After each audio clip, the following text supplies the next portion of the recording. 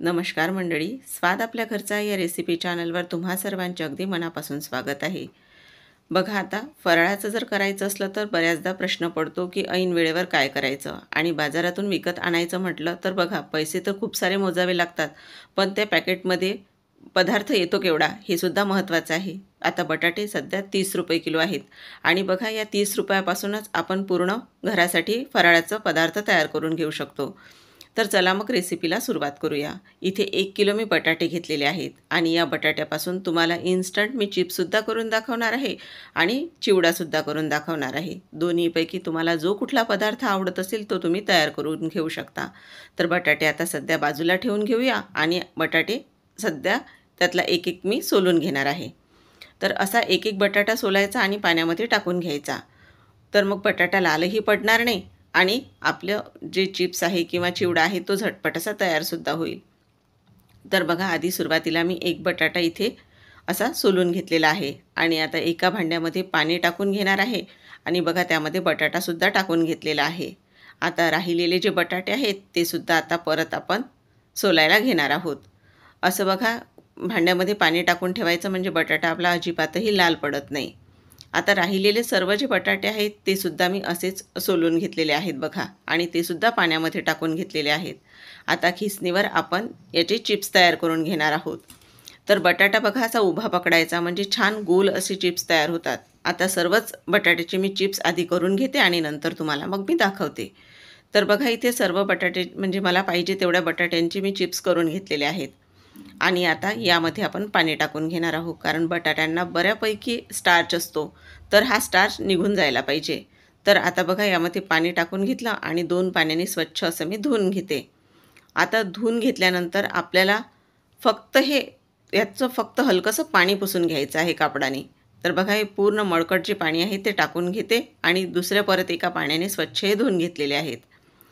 आता पुसायचंही म्हटलं तर आपल्याला फार असं काही याला वेळ लागत नाही. आता इथेच तुम्हाला दाखवते मी. असा कापड टाकून घेतलेला आहे. एखादा कॉटनचा कापड घ्यायचा आणि बघा, इथे मी अशा चिप्स टाकून घेत आहे. आपल्याला जेवढी बॅच तळायला घ्यायची आहे तेवढ्या टाकल्या सुरुवातीला तरीही चालतील. तर बघा, ह्या अशा टाकून घेतल्यानंतर यावर आणखी आपल्याला कापड असा वरून टाकायचा आहे, म्हणजे याचं जे जास्तीचं पाणी असेल, कारण तेलामध्ये टाकल्यानंतर ते अंगावर सुद्धा उडायला नको. तर बघा, असं पुसून घेणार आहे मी.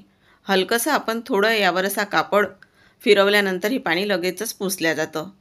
जास्त वेळही लागत नाही आणि फार असं कष्टाचं कामसुद्धा नाही. तर बघा, आता हे सर्व पुसून घेतल्यानंतर सर्वच मी असे चिप्स तयार करून घेतलेले आहेत.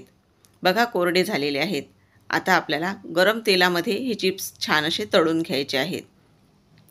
आता चिप्स आपण बाजूला ठेवून घेऊया आणि इथे खीससुद्धा आधी तयार करून घेते, म्हणजे दोन्हीही एकसाथ असे माझे तळणं होतील. तर अशी जाड खिसणी मी घेतलेली आहे आणि असे लांबट आपल्याला बटाटे घ्यायचे आहेत. असा उभा बटाटा पकडून याचा खीस तयार करून घ्यायचा आहे आपल्याला, म्हणजे छान लांब सडक असा खीस आपला तयार होतो.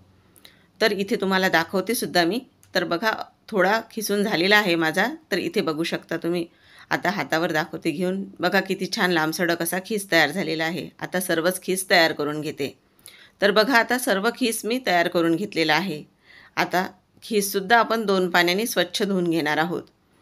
तर इथे आता बघा, यामध्ये पाणी टाकल्यानंतर हाताने असा हलकासा आपल्याला हा पूर्ण यातला स्टार्च काढून घ्यायचा आणि छान चाळणीवर बघा मी इथे टाकून घेतलेला आहे 2 पाण्याने धुवून, म्हणजे याचं जे काही एक्स्ट्राचं पाणी असेल ते पूर्ण निघून जाईल.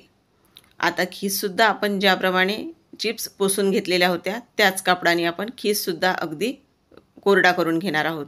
तर आता खीस पुसून घेण्याची म्हणजे कोरडा करण्याची सुद्धा तुम्हाला एक पद्धत सांगते. बघा, असा कापडावर आपल्याला फक्त खीस टाकून घ्यायचं आहे आणि याला फार जास्त असं काही ठेवायचं नाही आपल्याला. तुम्ही असं हलकंसं बघा कोरडा करून घेतल्यानंतर हा लगेचच तेलामध्ये टाकू शकता, म्हणजे याला सुकवण्याची सुद्धा अजिबात गरज नाही की तुम्ही 10-15 मिनटं ठेवायचा आणि नंतर तळायचा, असंही काही नाही. अगदी तुम्ही झटपट हा तळायला घेऊ शकता.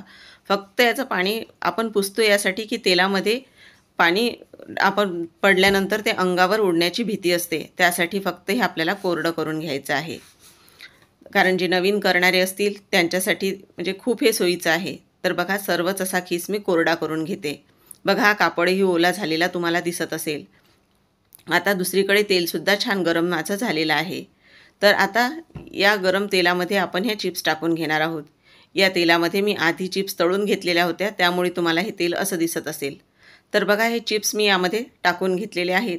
आता यामध्ये मीठ टाकण्याची सुद्धा एक पद्धत आहे. बऱ्याचदा मिठाचं पाणी यामध्ये टाकलं जातं, पण जे नवीन करणारे असतील तर ते अंगावर उडण्याची भीती असते. तर बघा असं थोडं मीठ यामध्ये टाकायचं, म्हणजे आपल्या चिप्सला व्यवस्थित असं मीठ लागतं. तर यामध्ये मी तेलामध्ये मीठ टाकून घेतलेलं आहे. आता छान कुरकुरीत असे आपल्याला चिप्स तळायचे आहेत. सुरुवातीला गॅसची स्पीड मोठी ठेवायची आणि नंतर आपल्याला लो टू मीडियम गॅसच्या स्पीडवरच हे तळून घ्यायचं आहे. तर बघा छान कुरकुरीत असे हे चिप्स माझे तळून झालेले आहेत. आता एवढे चिप्स आपण पॅकेटमधले घ्यायचं म्हटलं तर किती आपल्याला पैसे मोजावे लागतात. पण अगदी बघा 30 रुपयात किती सारे आपले हे चिप्स तयार होतात. आता इथे 1 किलो बटाट्यामध्ये मी तुम्हाला 2 पदार्थ करून दाखवलेले आहेत. मी 1 किलोचे जर तुम्हाला चिप्स करून दाखवले असत्या तर किती मोठ्या चिप्स आपल्या तयार झाल्या असत्या. तर आता असेच सर्व चिप्स तळून घेत आहे. आणि चिप्स तळून झाल्यानंतर आता आपण खीस तळायला घेणार आहोत. तर बघा खीससुद्धा या तेलामध्ये टाकून घेणार आहोत. खीस टाकत असताना तेलाचं टेम्परेचर चांगलं कडकडीत असं गरम असायला हवं, पण जास्तही धुवा निघेल इतपत गरम करू नका. आता हा खीस टाकल्यानंतर याला अजिबात आपल्याला हलवायचं नाही. जोपर्यंत तेलाचे बुडबुडे कमी होत नाहीत तोपर्यंत अजिबातही याला हलवायचं नाही. आता तेलाचे बुडबुडे बघा कमी झालेले आहेत. आता मी यामध्ये मीठ टाकलं होतं तेव्हा कॅमेरा बंद होता. तर बघा यामध्येही चिप्ससारखं मीठ टाकून घ्यायचं, म्हणजे वरून अजिबातही मीठ तुम्हाला टाकावं लागणार नाही. तर आता यावरचे बुडबुडे बघा शांत झालेले आहेत. तर आता आपण हा खीस पलटवून घेणार आहोत. आणि हा बघा छान असा तुम्ही चमचा असा थोडा फिरवला तेलामध्ये की हा खीस मोकळा होतो. तर एक एक म्हणजे बघा छान असा मोकळा झालेला खीस तुम्हाला दिसतो आहे. तर असंच पूर्ण खीस मी तळून घेणार आहे आणि अजिबातही आपला खीस लाल होत नाही. तर बघा यामध्ये तुम्ही लाल तिखट, हिरवी मिरची दोन्हीपैकी कुठल्याही एका याचा वापर करू शकता. तर बघा ही बॅच माझी बघा तळून झालेली आहे आणि छान मोकळा असा हा खीस तयार झालेला आहे. आता असाच राहिलेला तो सुद्धा मी तळून घेणार आहे. यालाही फार जास्त असा वेळ लागत नाही. अगदी झटपट तुम्ही तयार करू शकता आणि हवाबंद डब्यामध्ये अगदी महिनाभरसुद्धा तसाच राहतो. तर आता खीस तळणं होईपर्यंत बघा तुम्हाला चिप्ससुद्धा दाखवते मी. तर बघा छान कुरकुरीत झाल्या आहेत ना आपल्या चिप्स आणि आवाजसुद्धा तुम्ही ऐकलेला आहे. तर बघा यावर तुम्ही लाल तिखट टाकू शकता. आता उपवास असल्यामुळे आपण काळं मीठ टाकत नाही यावर आणि मीठ टाकण्याची सुद्धा गरज नाही. आता इकडे खीससुद्धा माझा तळून झालेला आहे. तर यावर सुद्धा आपल्याला मीठ टाकायची गरज नाही, कारण आपण तेलामध्येच मीठ टाकलेलं होतं आणि रंगसुद्धा तुम्ही बघू शकता. पण यावर आपण आता शेंगदाणे तळून घेणार आहोत. इथे बेदाणे, काजू तुम्ही आणखीनही यामध्ये तळून घालू शकता. कढीपत्ता उपवासाला आपण खात नाही, पण बऱ्याच ठिकाणी टाकला जातो.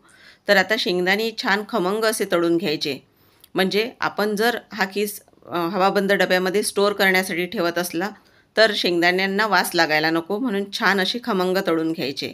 आता शेंगदाणे यावर टाकून घेणार आहोत आपण आणि यासोबतच हिरवी मिरचीसुद्धा तळून घेणार आहोत, म्हणजे चिवडा छान असा तिखट लागतो. तर बघा इथे हिरवी मिरचीसुद्धा मी तेलामध्ये टाकून घेतलेली आहे आणि छान याचं पूर्ण मॉइश्चर निघू द्यायचं, कारण चिवडा नरम पडायला नको. त्यासाठी बघा मिरचीसुद्धा छान अशी आपल्याला तळून घ्यायची आहे. यावर तुम्ही पिठी साखर टाकू शकता किंवा आणखीनही काही तुम्हाला आवडत असेल मसाले, थोडेफार चाट मसाला तेही सुद्धा टाकू शकता. पण मी उपवासाला करत असल्यामुळे यावर काहीच घातलेलं नाही. आता फक्त शेंगदाणे आणि हिरव्या मिरचीवर मी मीठ घालत आहे. तर आता मिक्ससुद्धा करून घेते आणि तुम्हाला ह्या माझ्या दोन्ही उपवासाच्या रेसिपी कशा वाटल्या मला कमेंट करून नक्की कळवा. रेसिपी तुम्हाला थोडीफार जरी उपयुक्त वाटली असेल किंवा आवडली असेल तर चॅनलला नवीन असाल तर नक्की सबस्क्राईब करून एक लाईक करायला विसरू नका. तर आता हा चिवडा तर आपला तयार झालेला आहे. आता चिवडाही तुम्हाला असा मी हातावर त्याचा आवाज ऐकवते की आपला चिवडा कसा छान कुरकुरीत असा झालेला आहे. तर चिवडासुद्धा अजिबात तेलकट आपला होत नाही.